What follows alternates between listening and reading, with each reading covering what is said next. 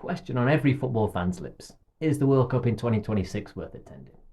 Oof, so many issues to consider. If you asked me 1, 2, 3 or 4 years ago, 100% yes. It's what I do. I've been to 3 World Cups and followed England every major tournament since 2014. Add in a Copa America and an AFCON and, well, it's kind of what I do. But as with all World Cups, this one has thrown up a variety of issues and controversies that will make some people think deeply before booking those plane tickets. The reason I'm writing this? Well, I'm trying to decide for myself and hoping this deliberation will make up my own mind. With 2 months to go, it's crunch time as to whether to get on Skyscanner and make that move. Where do we even start? There are so many factors to chuck into the mix. Commercial, sporting, and, as is sadly too often the case, that of morality. When the hosts of the 2026 World Cup were announced 8 years ago, the first thing that jumped out was the sheer scale of the travel. 16 stadiums across 3 nations and God knows how many miles. Obviously, groups are regionalised, so for the likes of Scotland and New Zealand, it's not such a concern. But those with ideals of grandeur and hoping to get to the final, they'll top up some serious air miles with 8 matches in total. I did briefly wonder if there were any alternatives, and when I suggested buying a car, my American friend said, that's either the most stupid or most crazy question I've ever heard. I'll err on the side of crazy, but you get the point. It was a no-go. Getting from Europe won't be cheap. If you can get to New York on the East Coast with £600 return, you're doing well. And that's only the first leg if your games are on the other side of North America. And for many, the culmination of your team's tournament could be any number of places. Accommodation will also vary wildly across the 3 countries depending on usual prices and which teams are playing there. Not sure Saudi Arabia versus South Korea is going to send the Monterey hospitality sector into disarray, but in some places like Boston you'll be looking at $150 a night for hostels. No doubt edging higher as we get closer to the start of the competition. It really is luck of the draw though. You could easily get a beer for under £2 in Mexico, but among the more expensive American cities, you go north of £8 a pint. So now you've splashed out the best part of £1,000 getting across the Atlantic. What now? Tickets. If you were lucky, then you would have won in the ballots and have some tickets already. If not, through bad luck or awful disorganisation like myself, then where do we go from here? FIFA have long been vilified by, well, everyone who likes football really, and the ticketing process has done nothing to relieve that animosity, merely reiterating their money-grabbing tendencies. They vowed to do their best to reduce the influence of ticket touts by becoming a ticket tout. They provide a resale platform taking a cut of 15% from the buyer and 15% from the seller. 3 times what they did in Qatar, where at least the resale prices were capped. But the brains at FIFA realised that limiting the touts' exploitation was merely restricting their ability to cream their dirty profits, so the cap has now been removed. FIFA have often been accused of over-commercialising the sport, which is much maligned back here in Europe. We're just coming round to the regular pre-match light shows for night games, but we're not quite ready for the individual player intros and halftime shows. It's not the Super Bowl, fellas, though the prices bloody feel like it. Final tickets were already $2,000 for the cheapest. This was listed at $25,000 the next day. You can imagine the FIFA executives rubbing their grubby hands together as they take their $7,500 cut. Scumbags. Our next hope, the final ticket sales platform reopens and we can join the free-for-all and any remaining tickets. Not gonna lie, I'm actually quite excited for the ticket hunt, but I would much rather have them in my basket already. Not quite excited for the £500 or £600 prices I was seeing for England tickets though. Let's see, surely they'll drop close to the time. In my next video I'm going to try and price up the trip as an England fan. The prospect scares me. So now you've broken the bank to snaffle some tickets, what are the games going to be like? In my tournament memory, I feel the peak number of teams for quality was Euro 2012, with the 16 best teams in Europe that you were excited to watch. Add another 16 from around the globe and a 32-team World Cup seemed the perfect balance, with exciting games right from the off. But in its wisdom, FIFA decided to stretch that to 48 teams, thus adding 16 teams of lower quality. Even Italy might sneak into it this time. Scrap that. It's not that bad. Gianni Infantino will tell you that it brings greater experiences and opportunities to more countries across the world. Yes, that is true, but the cynics and realists among us all know it's because it brings in more games, more eyes across the world, and thus larger revenues for the suits over in Zurich. It brings the awkwardness of potential third-place qualifiers in groups, the uncertainty that brings, and the lack of jeopardy for the higher seeded teams. In 2022, when England beat Iran 6-1 in the opener, it was pretty much job done and through to the second stage, which certainly took an edge off their next two group games. But it is what it is. It's done now. Better to embrace the upsides than whinge about the downsides. More games of football can't be too bad a thing, eh? A huge factor in the success of a tournament is the host nation and how they get into the spirit of things. Two of the three hosts are certainly not known for their prowess in soccer circles, although it's the national game in Mexico by a country mile. North of the longest undefended border in the world in Canada, the global game comes in a lowly fourth, where ice hockey still dominates. And it holds a similar position in the US, where it's no great surprise to see it way behind American football, but quickly catching baseball to push on into third. However, with huge youth participation and a Hispanic influence, there will still be plenty of interest in the tournament, though the likelihood of stumbling into a bar and meeting a sports fan whose only knowledge of the game is Messi and Ronaldo is still a high probability. Any other considerations? Ah yes, Donald. What to say about the inaugural FIFA Peace Prize winner President Trump? To say he divides opinion is an understatement. But rather than dig into his questionable character, it's more his policies that will influence this year's events. The civil unrest and his battle against illegal immigration has upset a few, to say the least.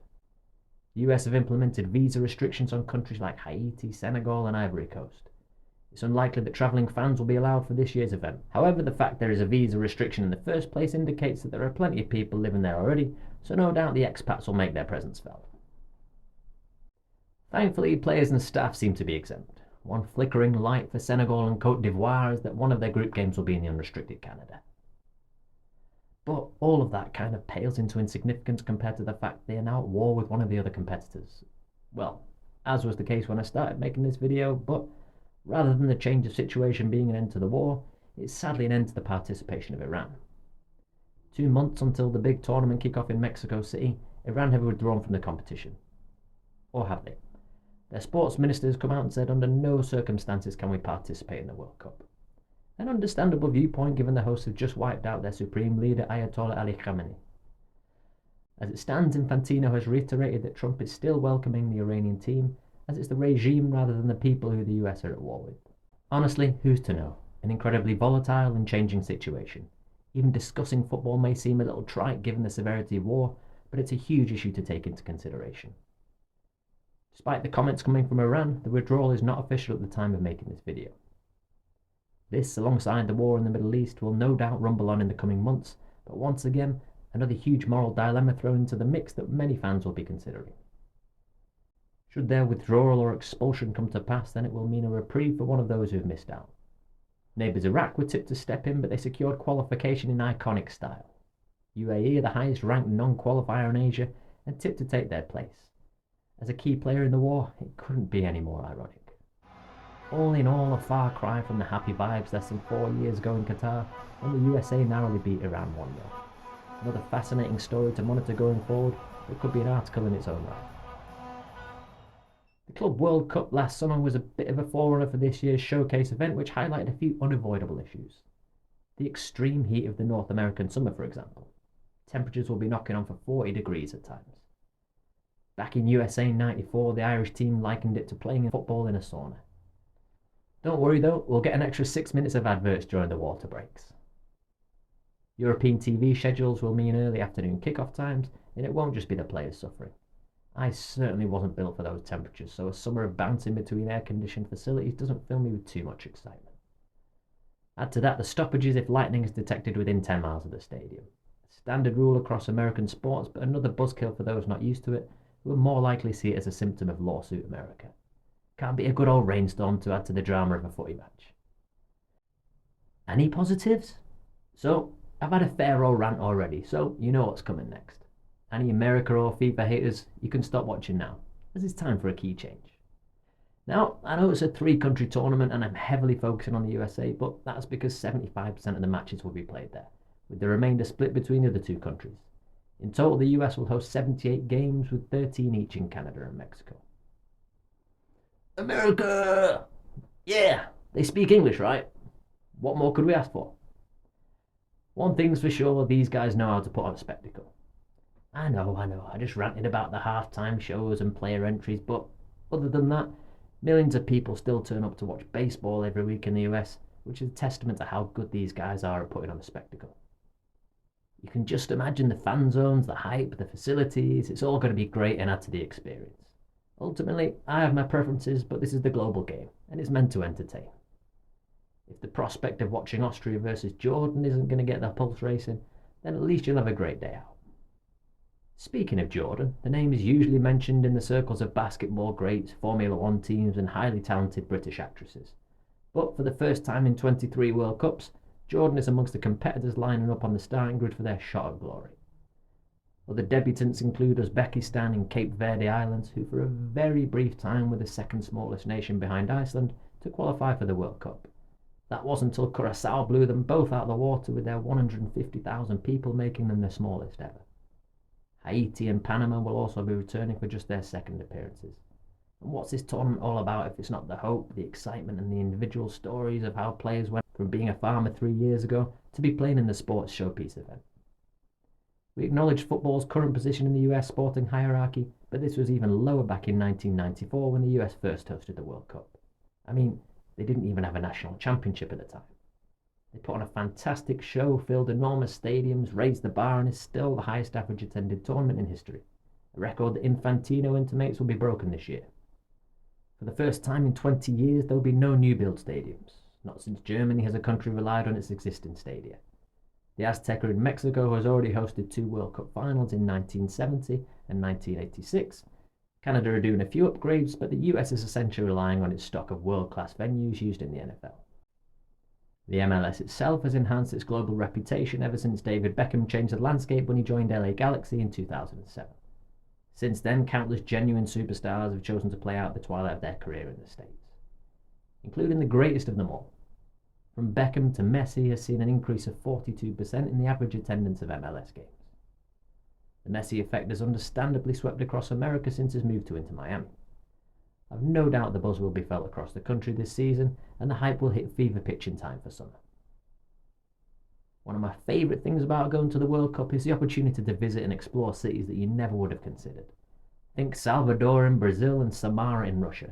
I'd never heard of either of them before going, but left with the most incredible memories that will last a lifetime. My next video will predict directly how this World Cup will compare to others and whether it can live up to the expectations. Normally, if a European crosses the pond to Mexico, then more often than not it's to Cancun or similar resorts, but due to scaremongering often miss out on what is an incredible country to visit. No doubt the coastal resorts are great for what they are, but the real heart and true beauty of this country lies inland. Any nation with a fixture in Mexico has a plethora of wonderful places to visit, an incredible culture to absorb. Mexican food, mariachi, lucha libre, ancient Aztec civilization, the list goes on. The depth of this country goes way beyond the beaches on the Caribbean Sea. And as for Canada and the US, we've spent our lives experiencing their culture through TV, films, music and many other formats. To go and experience that for ourselves will be, well, bloody wonderful. Countless iconic cities and national parks spread across insanely huge nations. If there isn't a place in North America on your bucket list, then you're missing out. So, decision time. Are we going or not, guys? Of course we're bloody going. It's the World Cup. How can we not go? It's the bloody World Cup. It can't be beaten for spectacle, drama, significance, emotion, excitement, expectation, discussion, hope, despair. It's the epitome of sport. The last final summed it up perfectly. One of the greatest matches in sporting history. For so many, football is an opportunity to forget the travails of everyday life, unite people together in the love of the beautiful game, something the world needs now more than ever.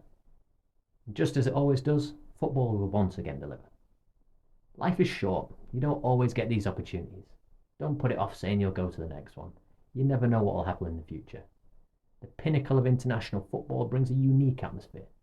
Millions of fans travelling across the world to watch their team. A true mix of cultures with one shared love. Football. The vibes are epic. Fan zones will be a place of celebration. World Cup fever even sweeps up those with no care for the beautiful game. A 5-week festival of football. The locals will be on a high from so many happy tourists and the greatest show on earth being in their own backyard, enjoying these moments before their lives return to normality. The US, like Mexico, more than most countries in the world, is often one that conjures up strong opinions, a place that many hold strong thoughts on. The best way to verify or disprove those thoughts? Get out there and experience it for yourself. Countless times while travelling the world, I've seen people and cultures that are vastly different from what you may have been led to believe. Money comes and goes, but don't let this opportunity pass you by. The best scenario? 10 days or 2 weeks, pick 2 or 3 games you may be able to get tickets to, and then a couple of incredible tourist destinations in between.